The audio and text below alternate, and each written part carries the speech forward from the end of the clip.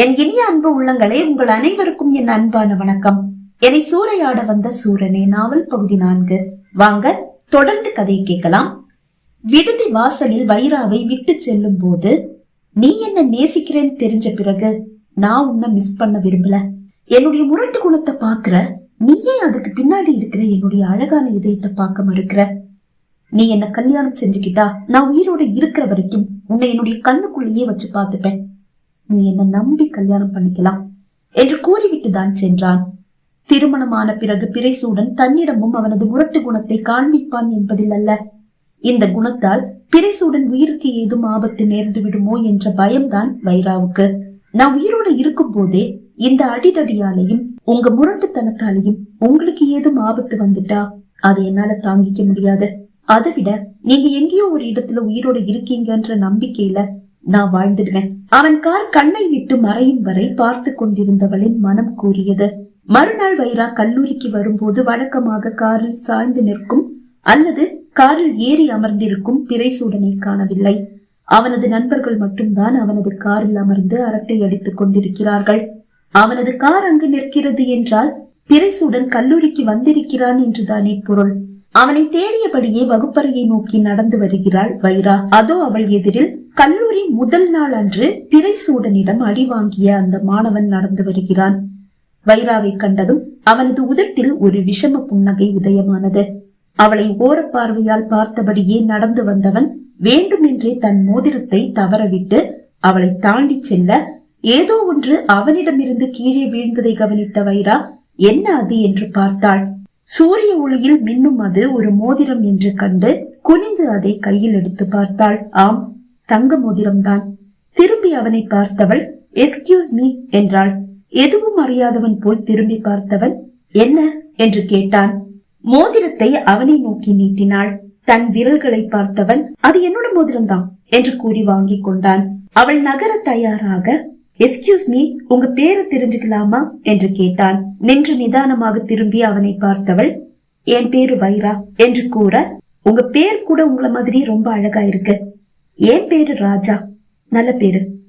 அவள் மீண்டும் திரும்பி செல்ல தயாராக, நீங்க சாயந்தரம் பஸ்ல தானே ஹாஸ்டலுக்கு போவீங்க என்று கேட்டான். ஆமா, நான் கூட அது வழியாதான் என்னுடைய கார்ல தனியா தான் வீட்டுக்கு போவேன். நீங்க எதுக்கு தேவையில்லாம பஸ்ல நசுங்கி பிசுங்கி போகணும், என் கூட கார்லயே வரலாமே. சிரித்தவள், பஸ்ல நசுங்கி பிசுங்கி போனாலும் கற்போட போய் சேரலாம். உன்னை பத்தி எனக்கு தெரியும், உன்னுடைய வேலையை பார்த்துட்டு போ. ஓ, என்னை பத்தி உனக்கு தெரியுமா? அப்ப ரொம்ப வசதியா போச்சு. ஒரு நைட்டு ஏன் கூட தங்கினா உன்னுடைய அழகுக்கு நீ கேக்குறத கொடுப்பேன். எவ்வளவு எதிர்பார்க்கிற? நான் கேக்குறதெல்லாம் உன்னால கொடுக்க முடியாது. என்னை பத்தி உனக்கு தெரியாதுன்னு நினைக்கிறேம்மா. நான் ஒரு கோடீஸ்வரன். எனக்கு பாக்கெட் மணின்னு சொல்லி என் வீட்டுல ஒரு நாள் 1 lakh கூட கொடுப்பாங்க தெரியுமா? கோடீஸ்வரன் இல்ல, குபேரனே ஆனாலும் நான் கேக்குறத உன்னால கொடுக்க முடியாது. என்னால கொடுக்க முடியாது அப்படி என்ன கேட்டுட்டு போற நீ? சும்மா கேளு பாக்கலாம். உன்னுடைய உயிர், நீ முதல்ல அதை எனக்கு கொடு, என்ன நான் உனக்கு கொடுக்கறேன். உயிரை கொடுக்கறதா? ஆமா, முடியாதுல, அப்ப நடைய கட்டு என்றவள் திரும்பி நடந்தாள். வைரா, நீ என்னுடைய மனசுல வைரமா பதிஞ்சிட்ட. உன்னை கண்டிப்பா ருசி பார்க்காம விடமாட்டேன் என்று முணுமுணுத்தவன் அவளையே பார்த்து கொண்டிருக்க அவன் தோளில் வந்து வீழ்ந்தது அந்த கரம். திடுக்கிட்டு தலை திருப்பி பார்த்த ராஜா பிறைசூடனை கண்டு ஐயோ என்றான். என்னடா, அந்த பொண்ணுக்கு ரூட்டு போடுறியா? இல்லப்பா, அதையெல்லாம் நான் நிப்பாட்டி நாளாச்சு. இது உண்மையான காதலுப்பா. செவிடு பேந்துடும் போடா. ஓகே பாஸ், நீங்க சொல்லிட்டா அப்புறம் எப்படி என்றவன் தப்பித்தோம் பிழைத்தோம் என்று வேகமாக நடையை கட்டினான். வைரா இன்று முழுவதும் பிறைசூடனை பார்க்கவே இல்லை. அவள் கண்ணில் பிறைசூடன் படவில்லை, அதுதான் உண்மை. ஆனால் அவள் நிழல் போன்று அவள் பின்னாலேயே இருந்தான். அவள் விழிகள் அவனை தேடுவதை அவன் ரசிக்கவே செய்தான். அது அவனுக்கு மிகவும் பிடித்திருக்கிறது. அவளது வைர விழிகள் அங்கும் இங்கும் ஓடி அவனை தேடும் அழகே அழகுதான். ஒரு வாரம் பிறைசூடன் அவள் கண்ணில் சிக்கவே இல்லை. ஆனால் அவன் தினமும் கல்லூரி வருகிறான் என்பதற்கு நிறுத்தி வைக்கப்பட்டிருக்கும் அவனது கார் தான் சாட்சி. இன்று காலையும் வைரா கல்லூரிக்குள் நுழையும் போது பிறைசூடனின் கார் மட்டும்தான் இருக்கிறது. அவனது நண்பர்கள் அந்த காரில் அமர்ந்து அரட்டை அடித்துக் கொண்டிருக்கிறார்கள். அவனை இன்றும் காணவில்லை. ஏனென்று தெரியவில்லை. அவளுக்கு அழுகையே வந்துவிட்டது.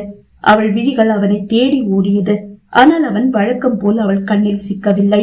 அவன் குணம் மாறவில்லை என்றால் அவனிடமிருந்து நழுவிவிட வேண்டும் என்று நினைத்தவள் இந்த ஒரு வாரத்தில் அவன் மீது பைத்தியமாகிவிட்டாள். அவனை ஒரே ஒரு முறை பார்த்து விட மாட்டோமா என்று அவள் மனம் ஏங்கிக் கொண்டே இருக்க, மாலை கல்லூரி முடிந்து பேருந்து நிறுத்தம் வந்தவளின் முகத்தில் ஏதோ ஒரு வேதனையின் கார்மேகம் மூடி கிடந்தது. அவளது பேருந்து வந்ததும் அதில் ஏறிக்கொண்டாள். ஆனால் அடுத்த நிறுத்தத்தில் இறங்கிவிட்டவள் அது வழியாக வரும் பிறைசூடனின் காரை காத்து அவன் கண்ணில் சிக்காமல் மறைவான ஒரு இடத்தில் நின்று கொண்டாள். அதோ வருகிறது அவனது கார். சட்டென்று அவன் காரின் முன்னால் வந்து நின்றவளை கண்டு ஏய் என்று கத்தியபடியே சடன் பிரேக் இட்டான்.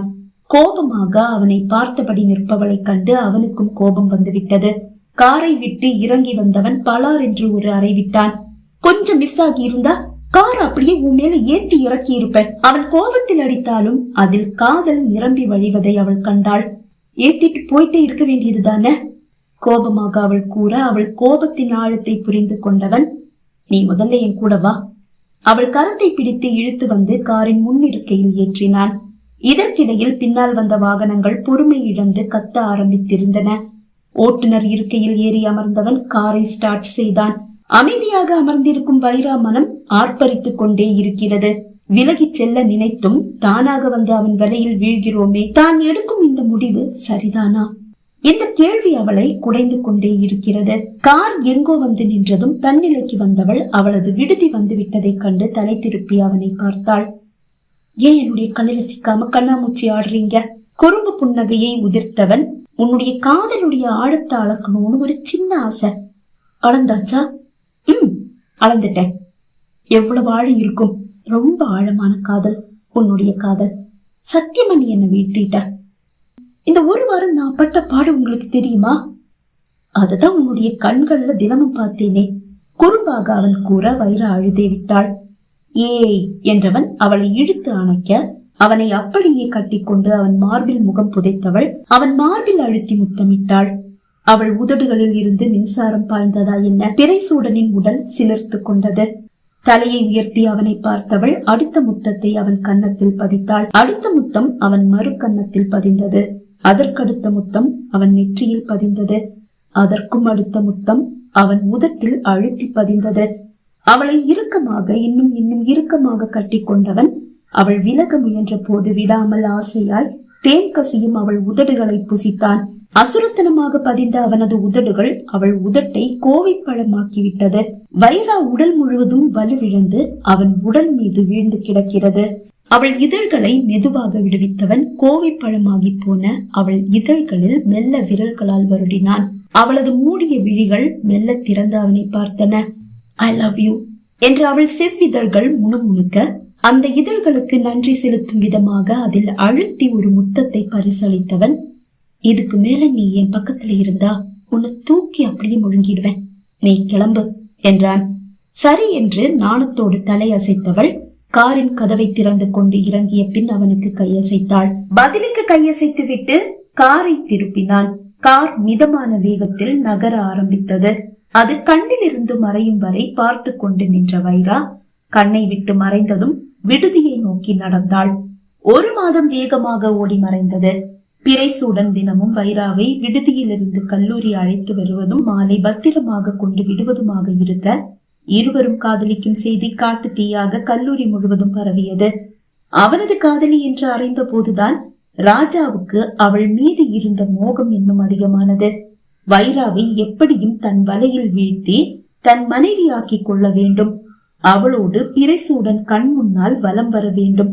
அதற்காக ஒரு சதி திட்டத்தையும் தீட்டினான் ராஜா. வைராவின் வகுப்பில் படிக்கும் விஜயா ஞாயிற்றுக்கிழமையான நாளை தன் பிறந்த நாள் என்று கூறி தன் தோழிகளில் சிலரை வீட்டிற்கு அழைத்தாள். அதில் வைராவும் இருந்தாள். ஆனால் விஜயா ராஜாவின் வலையில் சிக்கிய பெண்களில் ஒருவள் என்றோ, தன் வீடு என்று அவள் அழைப்பது ராஜாவின் கெஸ்ட் ஹவுஸ் என்றோ தோழிகள் அறியவில்லை. விடுதி காப்பாளரிடம் தோழியின் பிறந்த நாள் என்று கூறிய அனுமதி பெற்று தோழிக்கு பரிசை வாங்கிக் கொண்டு அவள் கொடுத்த முகவரிக்கு புறப்பட்டு விட்டனர். ராஜாவின் கெஸ்ட் ஹவுஸ் இருக்கும் இடத்தில்தான் இளங்கோவின் மாமா வீடும் இருக்கிறது. அவன் அன்று மாமா வீட்டில் தான் இருந்தான். சிட் அவுட்டில் அமர்ந்திருந்த இளங்கோ மிகவும் தற்செயலாக தான் ஆட்டோ ஒன்றில் அது வழியாக செல்லும் வைராவையும் தோழிகளையும் கண்டான். இவங்க இங்க போறாங்க என்று யோசித்தபடியே மொட்டை மாடிக்கு விரைந்தான். 4 வீடு தள்ளிதான் ராஜாவின் கெஸ்ட் ஹவுஸ் இருக்கிறது. அது ராஜாவின் கெஸ்ட் ஹவுஸ் என்று அவனுக்கு தெரியாது. ஆனால் அது ஏதோ ஒரு பெரும் புள்ளியின் கெஸ்ட் ஹவுஸ் என்று மாமா கூறி அவன் அறிவான். அந்த கெஸ்ட் ஹவுஸ் வாசலில் ஆட்டோ நின்று விட்டது. இளம்பெண்களை ஏமாற்றி அந்த கெஸ்ட் ஹவுஸுக்கு வரவழைக்கும் பெரும் புள்ளி அவர்களோடு உல்லாசமாக அங்கு இருப்பதாக மாமா கூறிய நினைவு அவனுக்கு வர பதறி போனவன் சட்டென்று செல்லை எடுத்து பிறைசூடனை அழைத்தான். எதிர்முனையில் பெல் அடிக்கிறது. ஆனால் பிறைசூடன் அழைப்பை ஏற்கவில்லை. கெஸ்ட் ஹவுஸ் வாசலில் ஆட்டோ வந்து நின்றதும் வாசலுக்கே வந்து தோழிகளை வரவேற்று உள்ளே அழைத்து சென்ற விஜயாவை கண்ட இளங்கோ அவள் ராஜாவோடு சுற்றி திரிவதை பார்த்த நினைவும் வர இன்னும் பதறி போனான். பகுதி 4 நிறைவடைந்தது. பகுதி 5 உங்களை சந்திக்கும் வரை விடைபெறுகிறேன். நன்றி, வணக்கம்.